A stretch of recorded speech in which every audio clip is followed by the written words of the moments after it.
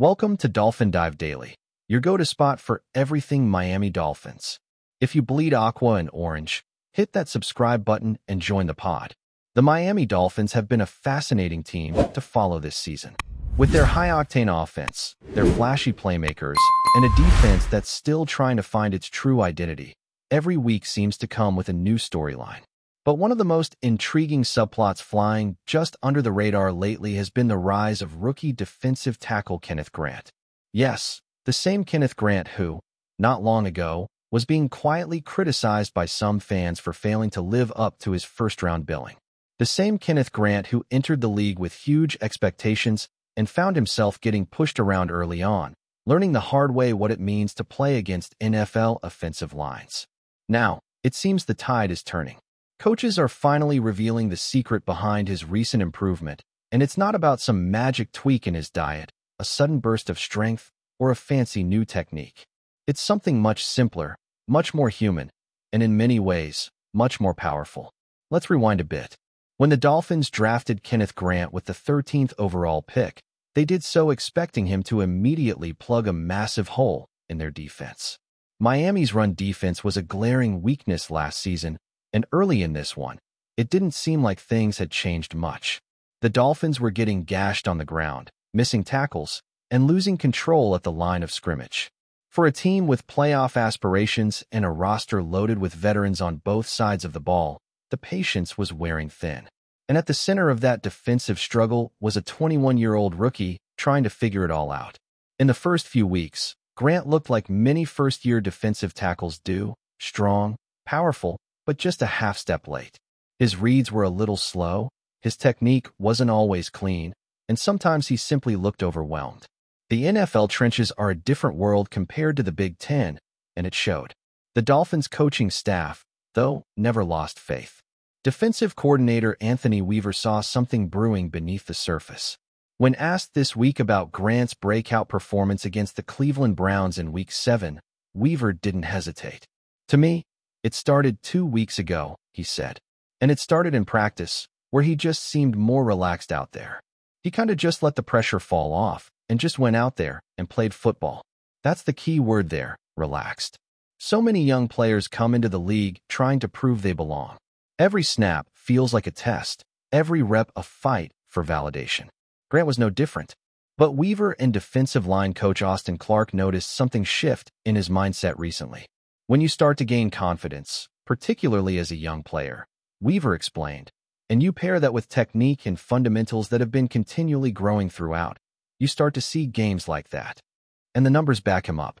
Against the Chargers in Week 6, Grant recorded his first career sack and added 2 pressures. That's when the light bulb seemed to flicker on.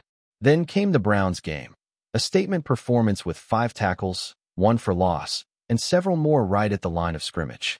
It wasn't just that he was making plays, it was the way he was making them. Grant looked quicker, more instinctive, more confident in where he needed to be. Instead of thinking, he was reacting. Instead of hesitating, he was attacking. That, according to Clark, has been the biggest difference. "Definitely encouraged with KG," Clark said. "I think comfortability in the scheme and the way we're playing them, as well as some of the technique and fundamentals, and kind of working into like pro playing shape." Notice that last part. Pro playing shape. That's not a knock, it's reality. Every rookie learns that being in shape for college football and being in shape for the NFL are 2 entirely different things. You can dominate 60 snaps on a Saturday in Ann Arbor, but it's a different animal when you're battling NFL guards and centers for 70 plays in the Florida heat. Clark was careful to clarify that point. It's not about conditioning issues, it's about adaptation. Playing a lot of snaps against NFL competition is just different than playing a lot of snaps in the Big Ten, he said. It just takes a different type of stamina. And that's part of why the Dolphins have been patient. They've asked Grant to line up in multiple spots, not just at his natural 3 technique position, but also occasionally at nose tackle and defensive end. That's a lot for a rookie to digest. Each alignment comes with different responsibilities, different angles, and different reads. But in the long run, that versatility is going to make him better. Watching Grant over the last 2 weeks, you can see that mental load lightening. He's processing faster. His hands are more violent, his leverage more consistent. And most importantly, his confidence is growing. Weaver said it best. When you pair confidence with fundamentals, that's when you start to see it. That's exactly what's happening. And make no mistake, Miami needs this version of Kenneth Grant. The Dolphins' defense, for all its talent, has struggled mightily against the run. They've been pushed around inside far too often, and that has put added pressure on their linebackers and secondary. Grant's emergence could be the stabilizing factor that turns the unit around. Still, nobody's ready to crown him a star just yet. Both Weaver and Clark were quick to remind everyone that Grant's journey is just beginning. He does have a long way to go, Clark admitted. He knows that, and he's a guy you can really challenge. And that's something we're doing with him. And he's getting better every day. That's the kind of quote that tells you the coaches believe in him. They see the potential, the work ethic, and the willingness to be coached, traits that can take a good player and turn him into a great one. But for Grant to truly justify being the 13th overall pick, there are still two key areas of improvement. The first is his pass rush productivity.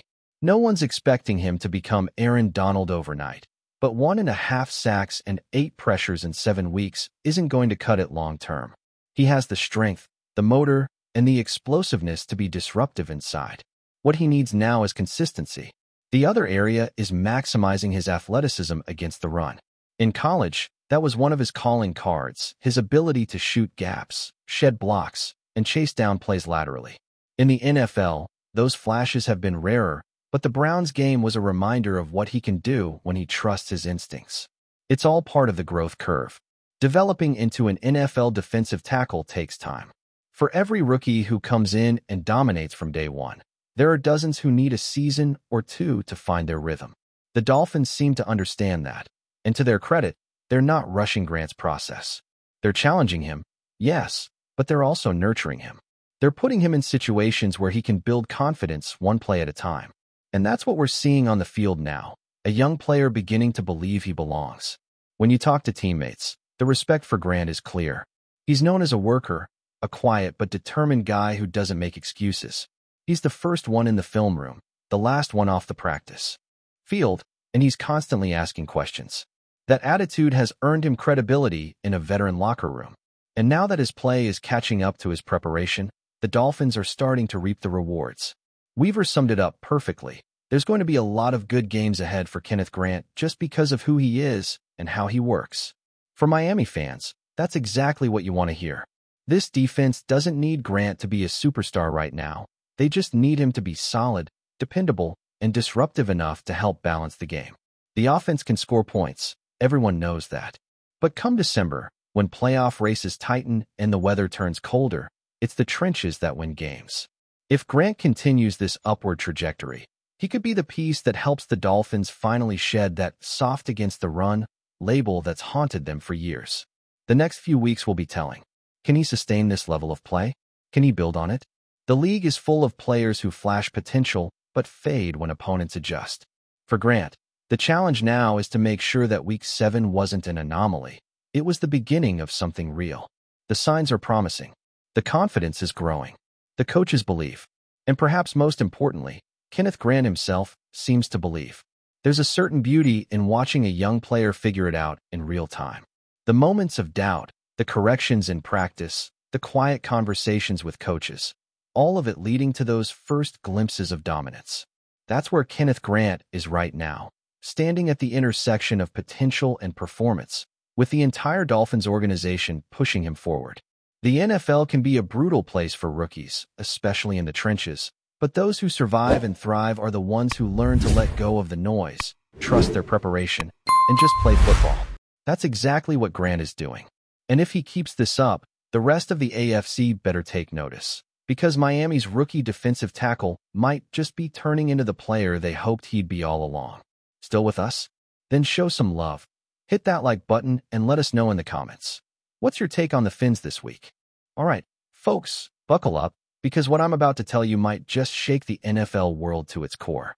This isn't one of those soft whispers floating around Twitter or a vague quote from an anonymous source buried in a blog. No, this is the kind of rumor that hits you like a cold wave right in the middle of summer, the kind of story that makes you stop scrolling and say, wait, what? Because apparently it's over. Tua Tagovailoa, yes, that Tua, is no longer the quarterback of the Miami Dolphins. The same Tua who was once the bright, shiny face of the franchise, the kid from Alabama who was supposed to bring hope back to South Beach. Yeah, that chapter? Seems like it's closed, done, finished. And the craziest part? Nobody saw it coming this fast. You could feel something shifting, sure, but no one thought it would reach this point. Not yet, not like this. The Dolphins had been one of the most electric teams in the AFC over the last couple of years. Explosive offense, lightning-fast receivers, and a quarterback who, when healthy, could put up numbers that rivaled the best in the league. Remember those games last season when Tua was dropping dimes to Tyreek Hill and Jalen Waddle, and everyone was saying Miami's offense looked unstoppable?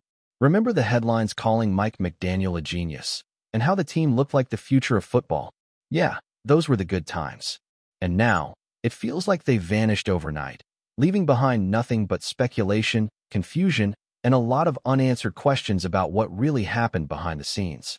Because, let's be honest, something definitely went down. This doesn't just happen out of nowhere. You don't just wake up one morning and decide to move on from your franchise quarterback, especially one who's still young, still talented, still technically in his prime.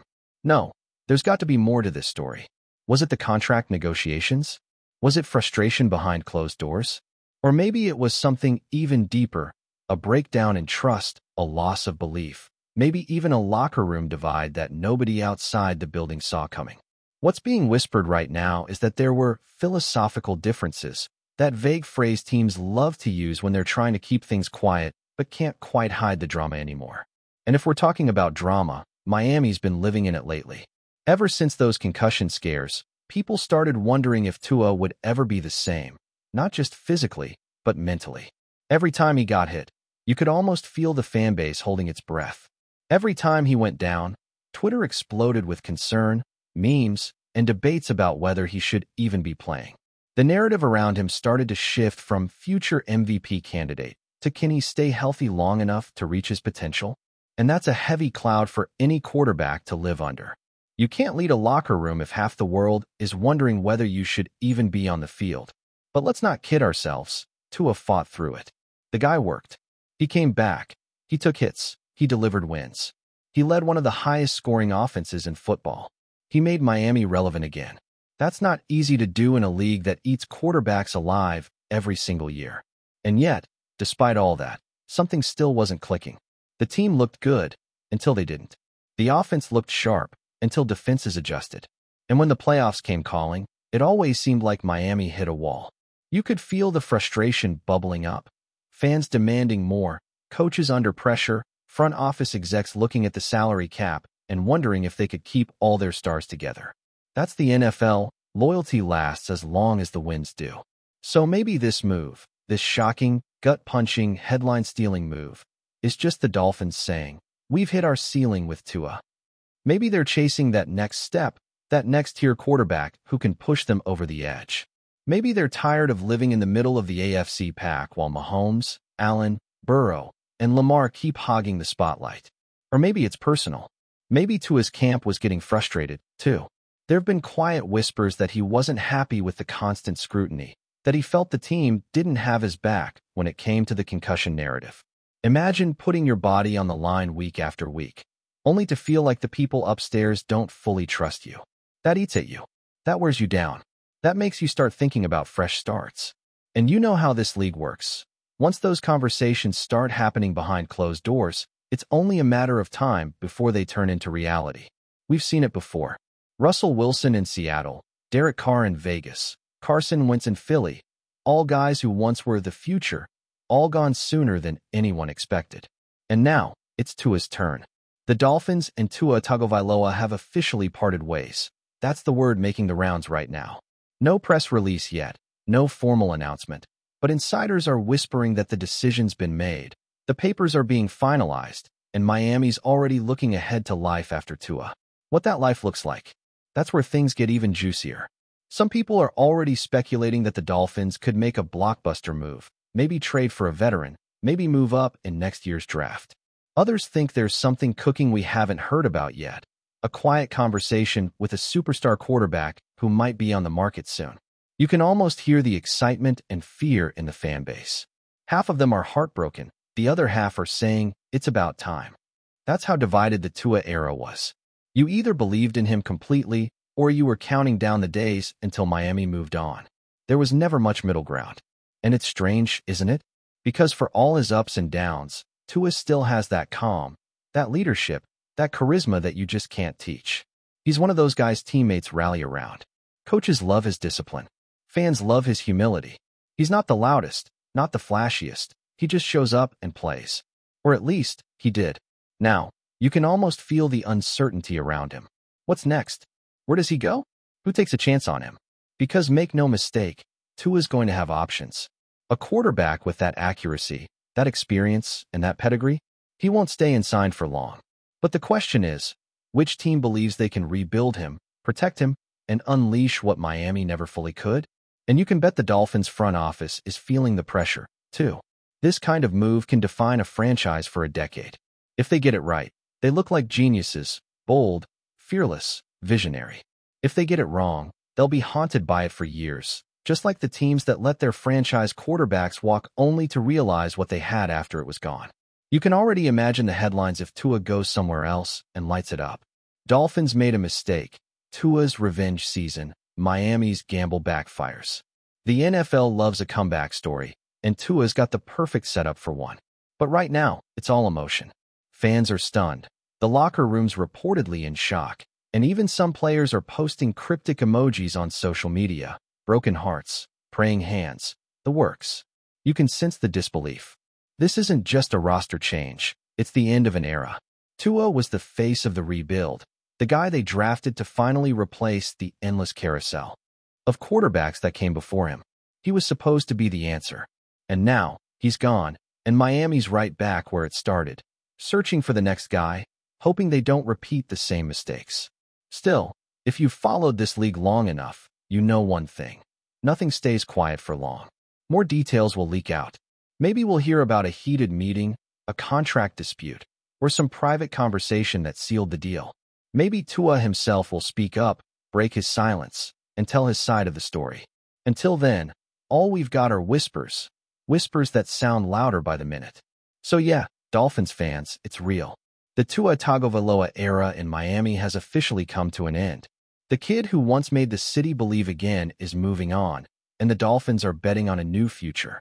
Whether it's bold or foolish, only time will tell. But one thing's for sure, this story is far from over. This is the kind of moment that reshapes franchises, careers, and maybe even the entire AFC landscape. And as the dust settles, everyone, from fans to analysts to rival teams, will be watching closely, waiting to see what comes next. Because if this really is the end for Tua in Miami, it's also the beginning of something nobody saw coming. And in the NFL, those are always the stories that end up defining everything. That's a wrap for today's dive. If you're loving the content, share it with a fellow Dolphins fan, hit subscribe, and turn on notifications so you never miss a splash. Fins up.